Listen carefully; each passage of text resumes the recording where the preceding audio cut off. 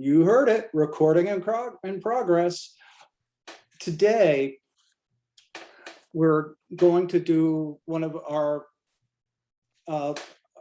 occasional little 5-point exercises on, in this case, on the application of the First Amendment. Because, you know, I'll show you.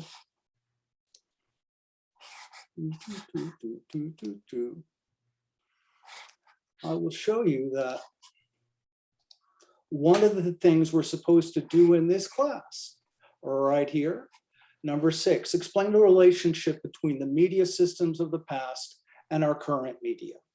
Now, a lot of this stuff, I know, gets a little fuzzy, and you know, history can be like that.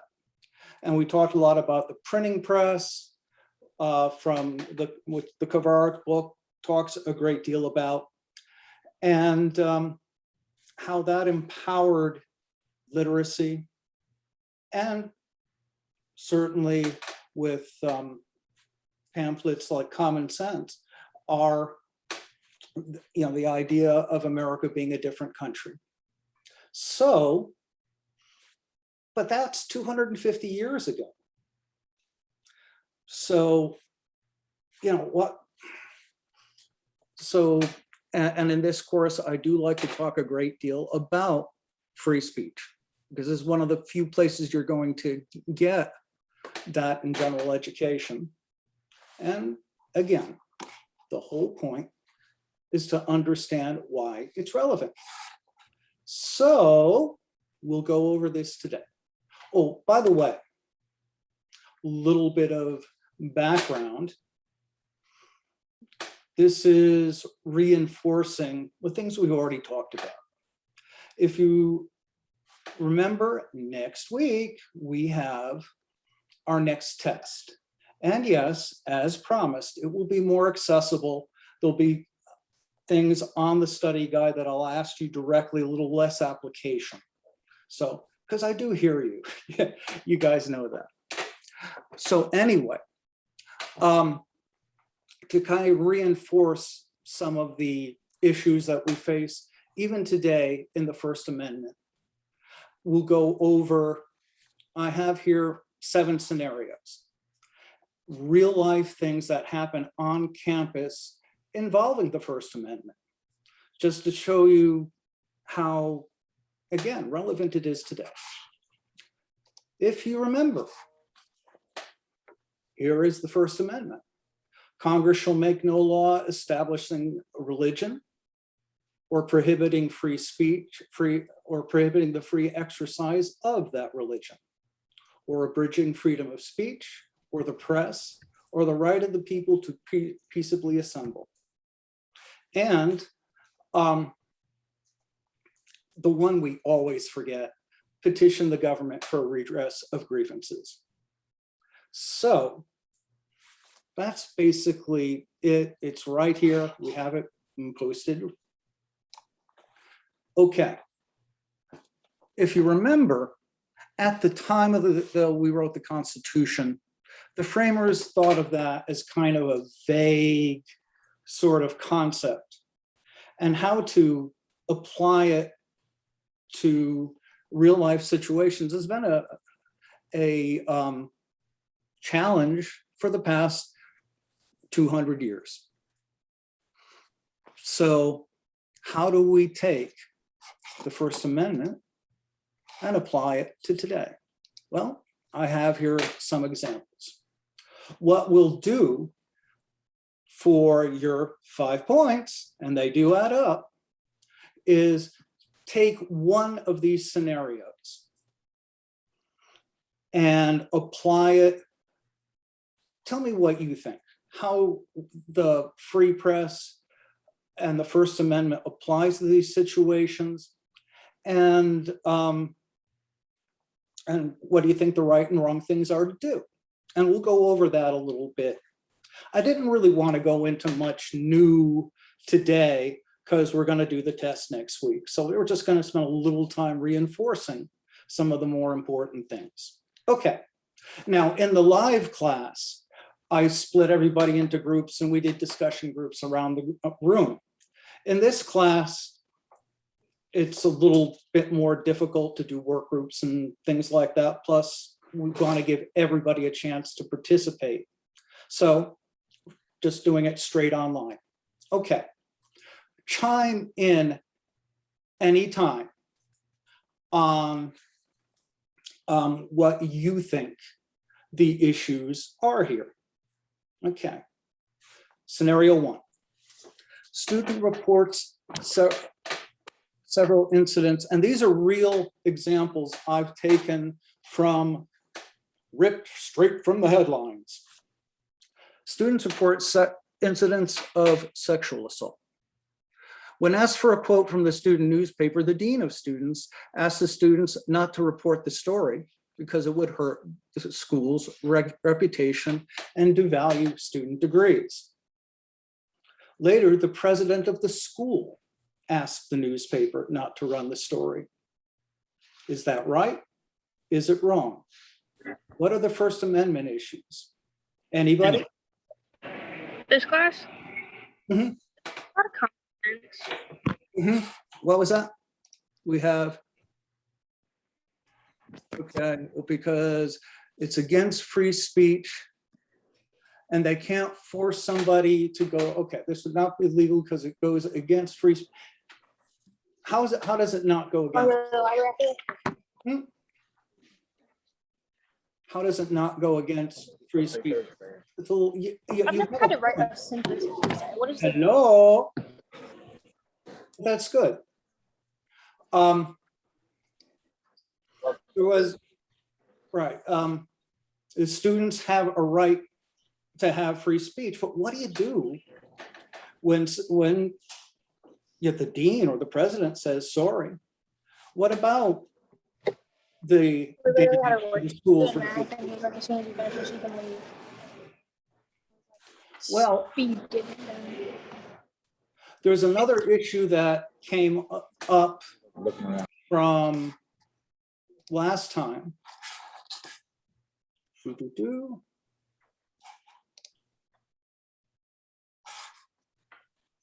Prior restraint. Anybody remember prior restraint? Somebody in chat again.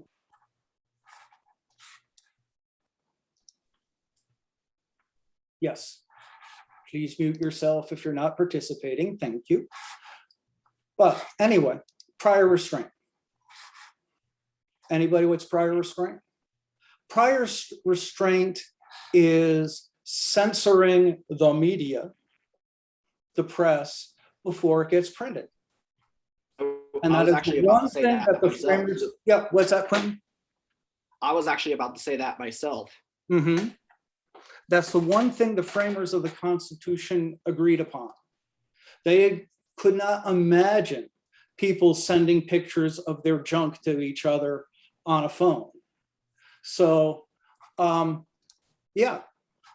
Well, then how come do the media corporation is this really prior restraint?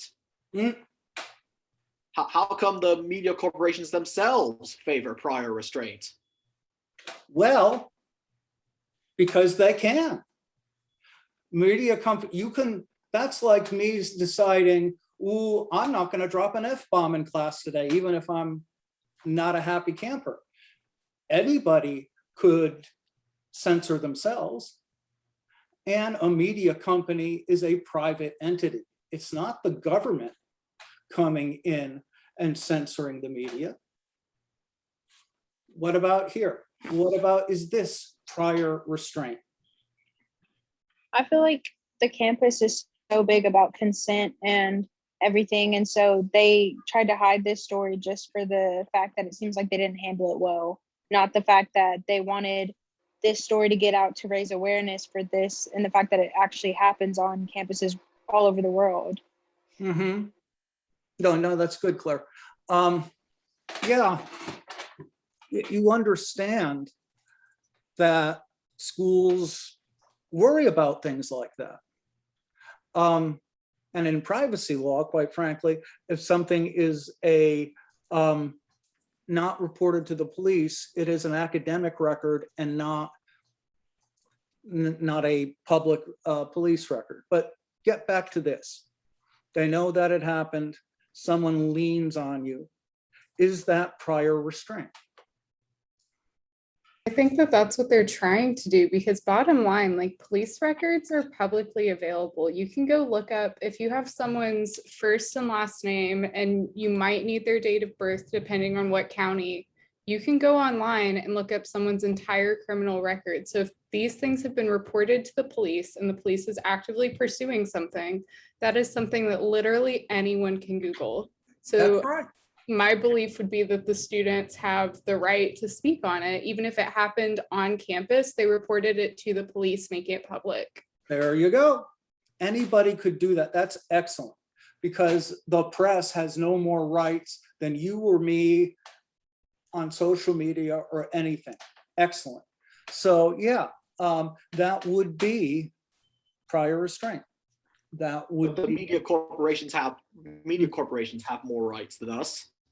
Well, corporations, again, a corporation is a private entity.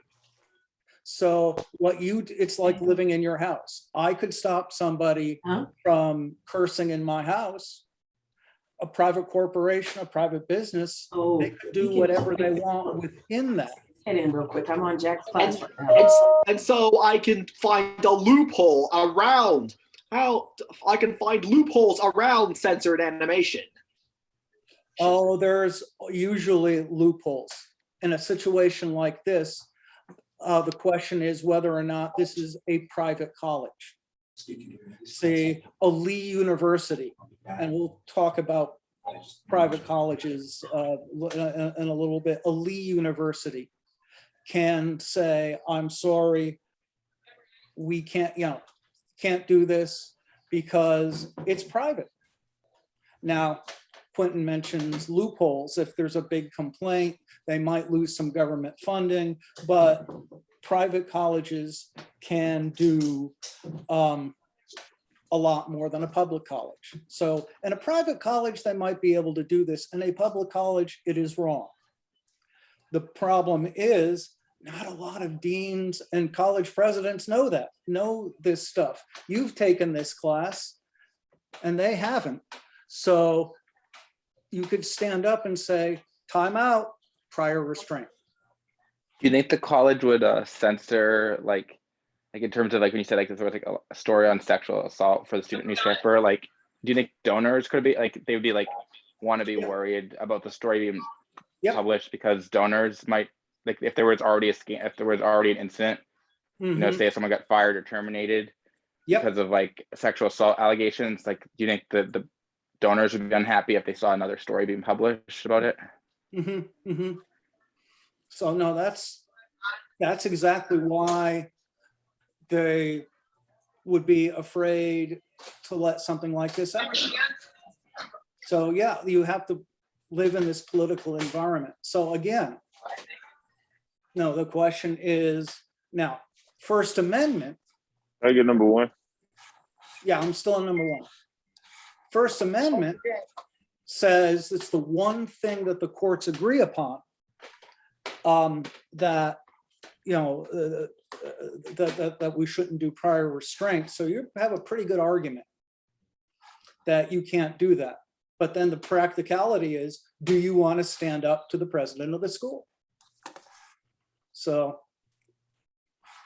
that's something to consider. But yeah, but these are real life things. But again, the one thing that the founders really agreed on is prior restraint. So that's something to consider, whether or not it's the right thing and what would you do? That's what I want to hear. Okay. Duke University, a private school, recently refused official recognition to a Christian student group on campus because the group does not recognize LGBT students as members or officers, sorry. Group may still operate, but it cannot get funding. Duke is a private school. Let's look at the First Amendment again. Okay, are they prohibiting? By the way, this group is CREW, formerly Campus Crusade for Christ. Many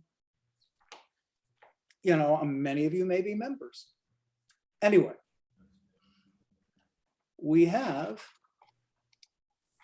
are they prohibiting free exercise of religion and their freedom of speech? What do you think? So how I see that is if they want to play the card of like they're being denied their rights of free speech and free practice, but they're going to deny LGBT members, then it's kind of hypocritical on their part and all, if that makes sense. Yeah, this is a hard one. Again, one of the things that I mentioned, it's a private school. A public school cannot discriminate under the 14th Amendment.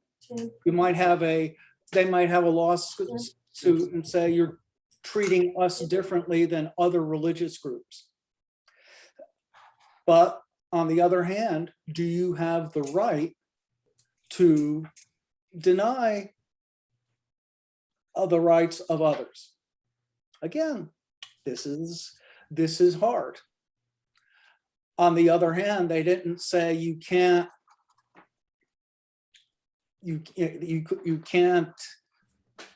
exercise your free speech. We're just not going to support you. So yes, they can get away with it, but is that the right thing? And you came up with a really good point. Do they support inclusion, or not? So yeah, this is, again, I want to hear what you think. Now, in a private school, again, they can, but is that right?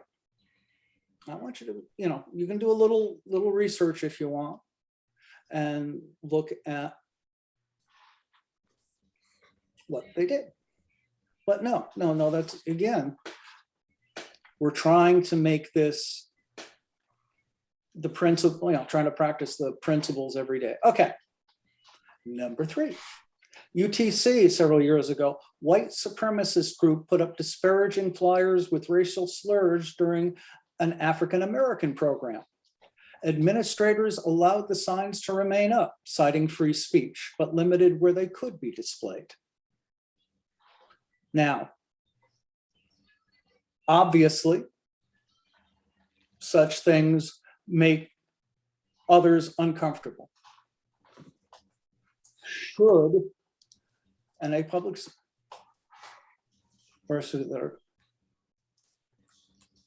yes, if I hear distraction, if I can find the ones that are causing distraction, I will try to, address the issue. But anyway, a school has to promote, or should promote, diversity, inclusion, and have a respectful atmosphere. On the other hand, should we not,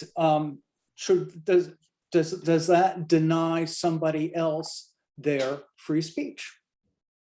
What do you think? So They left up, Right. they did leave up the flyers on school approved bulletin boards. Again, white supremacists have the same rights as anybody else to post a flyer or a sign. So they're treating them the same way as everybody else, even if it's hateful speech. So what do you think? So first of all, Well, in my mind, hate speech doesn't count as free speech. Why? I'm just going to be blunt. It's because about that. Because, well, like saying something to make somebody else feel uncomfortable or hurt, something like that. That's But who decides? I just don't think that's acceptable. Well, the hard part is then who decides what is allowable and not. I mean, some people, it's easy to be hurt. Back to the history. In you know, in the 1700s, being anti-slavery could be considered controversial. Criticizing the king could be considered hurtful. You know, speaking out for women's rights would be controversial in 1787. So sometimes things that are different 200 years ago, you know, are become less offensive 200 years ago may not be now. So yeah, the hard thing about offensive or hate speech is how do you decide what's hate? If you give free speech to one group, you have to allow it for all. Bria, exactly. It's not the government's place. And this is a state university to decide what's hateful and what's not. So they had to treat them like everybody else. And so school got some criticism. Again, I think Bria, you nailed it. Do not agree what they did, Reagan? Absolutely. Do not agree what they did, but free speech should not be limited based on what makes other people uncomfortable. Dear friend of mine says there is no right not to be offended. Free speech defends your right to say something controversial or wrong. So I could say I have the right to watch an uncensored like cartoon or something. You have a right to watch an uncensored cartoon. Now the network can't be forced to put on a cartoon. You can't force, because a network's a private entity. But yeah, when something like this happens, you have to give equal time. You know, it's not for the government to decide who's a viable group and who's not. So yeah, they basically had to.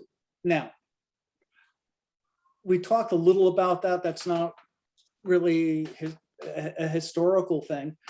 This really didn't come up into the 60s.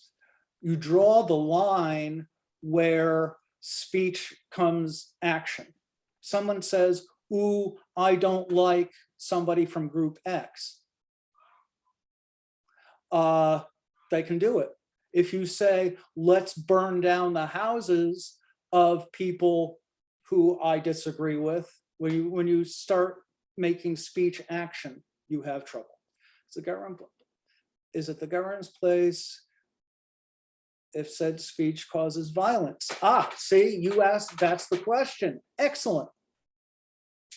That's where they draw the line. And that line wasn't really drawn until the Supreme Court in US versus O'Brien in 1965 decided that.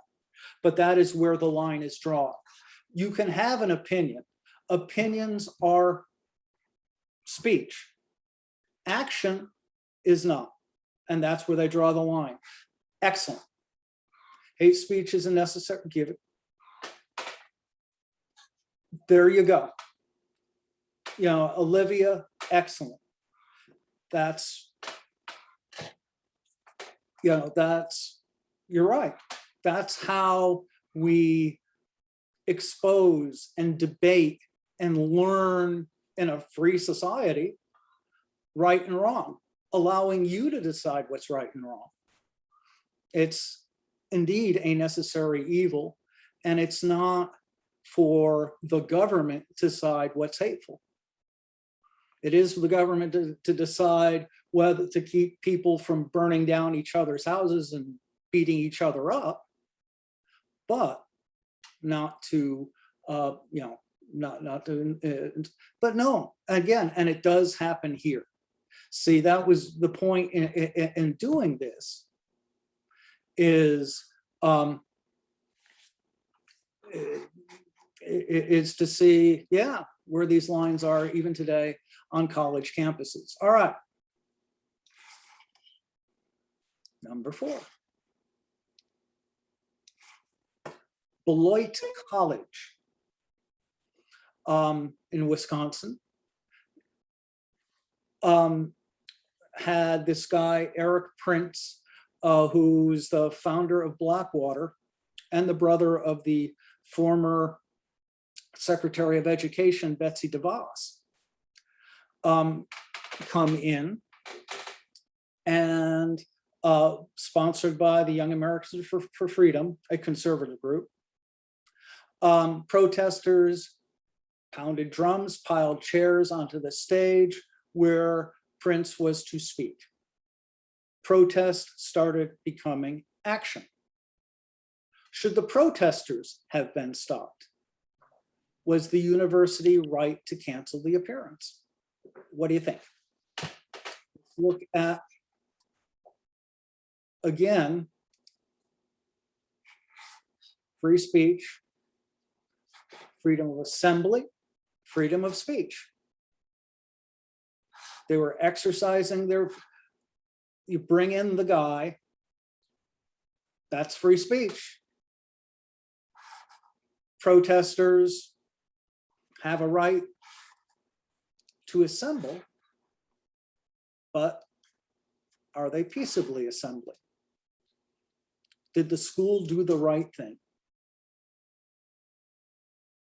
What do you think?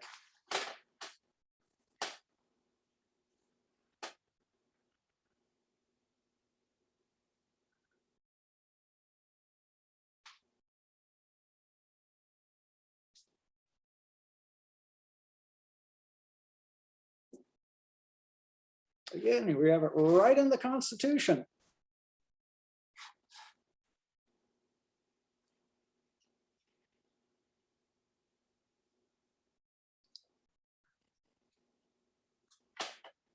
So, first off, and I really thank you all for participating and thinking, okay, we got somebody in chat. Nonviolent protest is an act of free speech.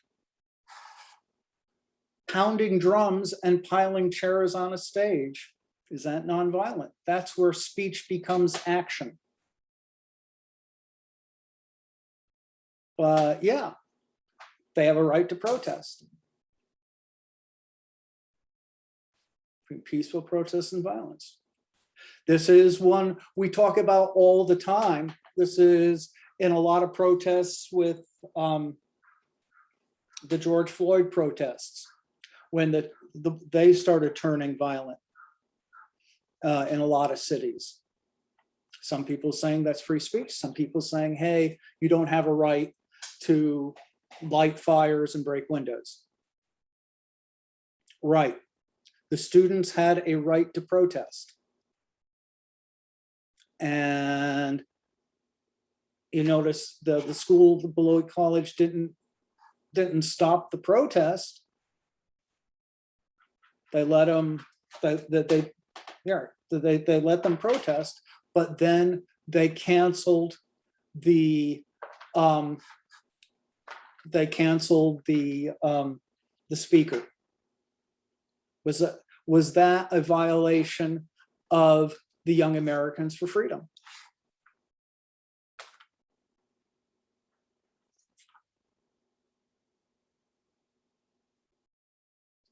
Was their free speech curtailed because the school got scared? They did not want to have violence. They were afraid that the protests would have turned violent. And this is one we can argue either way. one thing to consider is Beloit College is a private school. Public school, again, you can argue this one either way. But these things are hard. Again, I like what you were saying about hate speech in the past. We're getting more hateful all the time. And, you know, what do we do about it? Again, that's up to you folk to decide. Okay. Number 5. Dean of the Students of University of Alabama resigned today after Breitbart published a story highlighting tweets. Yes, watch your social media out there, y'all. He resigned by mutual agreement. He was obviously pushed out. This is what he tweeted. American flag represents a systemic history of racism. Police are part of that system. Is it hard to see the correlation? So he's telling that police are inherently violent. This guy's the dean of students. There is no submit button. There should be. Okay, I'll double check that. I will check that immediately. Okay. Appreciate it, Jamal. That could be just you. That could be just yours. I'll double check. But anyway, Dean of Students, University of Alabama, resigned after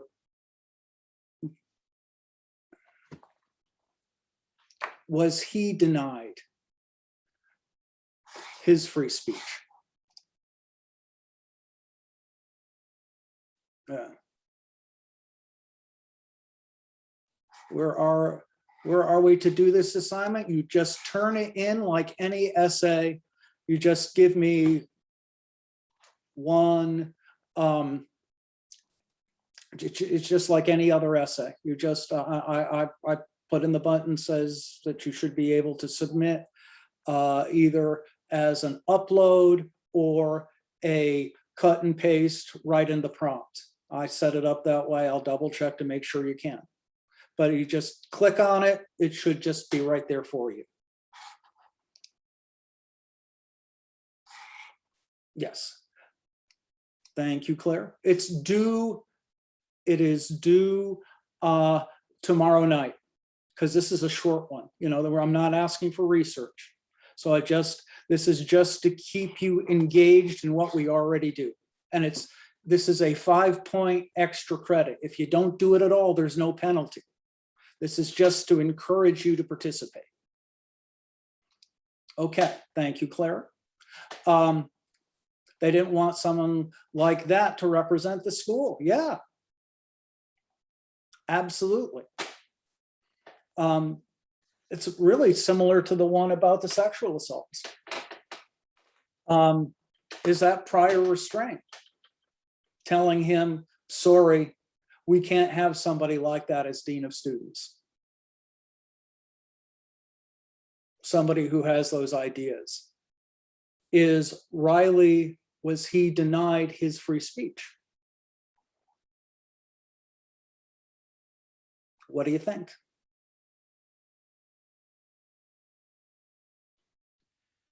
So I think that this is similar. My response is similar as like number 3.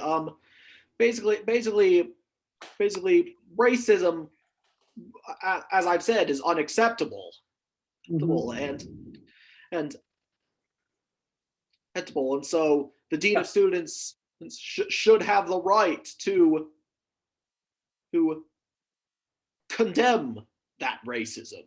Yes, he has a right to do it, and he did. And this is a state school. So, yeah, this is one where there is a valid question. He lost a job over an old tweet, by the way. And this was a year or 2 before he even got that job. Again, watch your social media, guys. It'll bite you. But yeah, was his free speech denied? I got a kind of a tricky little answer to that one. There's a difference between rights and privileges.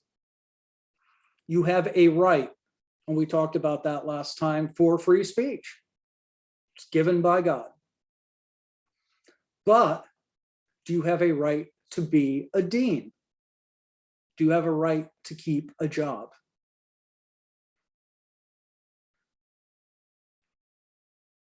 You know, and he wasn't fired. He was asked to resign and he chose to do so. So, you know, he's representing the school, and you have students in the school that have no, would have no confidence in him. He was not denied free speech because he was able to freely tweet. Absolutely, Reagan. That's exactly the issue. Because he was, because the school had to worry about him being effective. And again, there's no right to be a dean. So again, and no one's throwing him in jail. No one's saying he can't tweet. There's no prior restraint. No one stopped him. He can say, and we certainly said that there was a lot of blowback about him being, about him being denied his rights. But yeah, there you go. He has a right to his opinion, but you don't have a right to a job. Now, you could talk about 14th Amendment and equal protection. Would anybody else be fired for tweeting or asked to resign? Someone earlier in the class talked about setting a precedent. So that's something too. But right, no, Reagan, you nailed it. He was denied free. He was not denied free speech because he was able to freely tweet his opinion. So you have a valid point. Okay. You notice I'm using both conservatives and liberals for examples. Student community college in a community college in Los Angeles, giving out constitutions, was told they could not do so because they were giving them out throughout the campus, not in a special free speech zone. The college in LA designated free speech zones, certain places where you can, only certain places can you give out constitutions or Bibles or have a protest. They said a number of state legislators they don't like. Again, Missouri and other schools have said no free speech zones. We do have them at UTC. So you can only protest in certain places. Chamberlain Field, for example, and you need a permit. Is that free speech? Were they denied that right?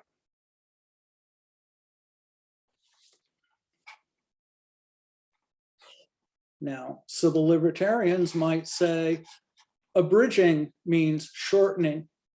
That really making your free speech smaller. You can't have free speech everywhere. You can have it only in certain places. So you can argue that that's abridging free speech. What do you think?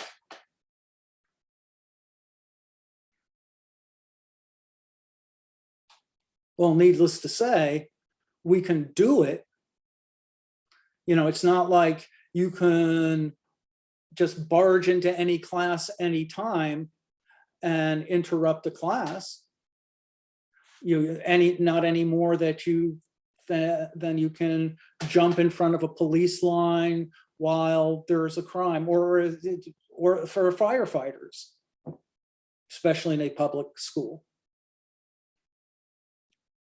But is that denying speech and the right of assembly? That you can't, the argument against it is that, no, the argument for a free speech zone is we're not denying free speech. You can still protest. You can still pass out Bibles or constitutions, only in the places we say you should. So I want to hear what you think about that. Some of you should. I mean, with a class this big, I would expect people to check on everything. So I would expect people to answer all of them eventually, and they did last year. Okay, I saved my favorite for last. Maryland officials expressed anger and embarrassment following basketball team after had chanted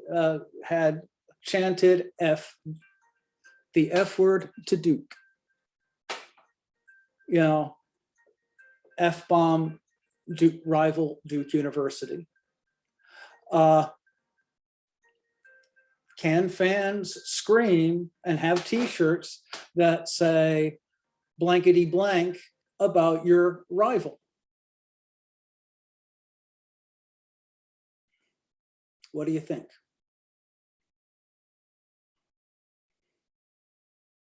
Or is that restricting free speech if you can't say a curse word?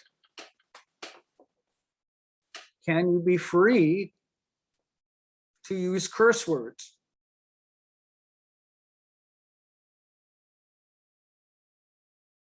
That's what I say. I saved this last one.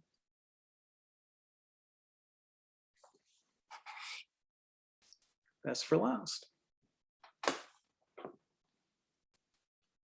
Okay.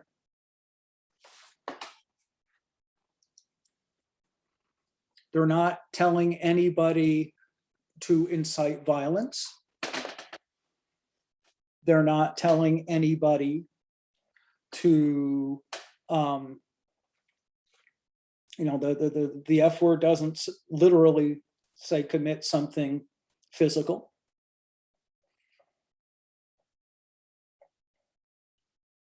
And said, maybe if we could wiggle something out, that we could say only if they're asking people to commit violence. So again, there is no right not to be offended. So go out and curse and swear all you want. I deal with this kind of oppression all the time. Really? How? What? Basically, my stepfather tries to force me not to curse. Well, in his house, again, that's a private place. So you can set that rules in the house, but the government can't stop you from doing the F-bomb. What about though dropping it? And we will get, by the way, we will get to this when we do broadcasting, but why is it such a big deal if somebody drops an F-bomb on SNL?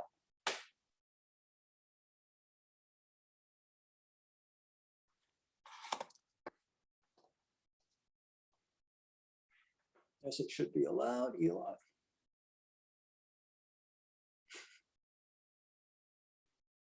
What do you think? Should that be?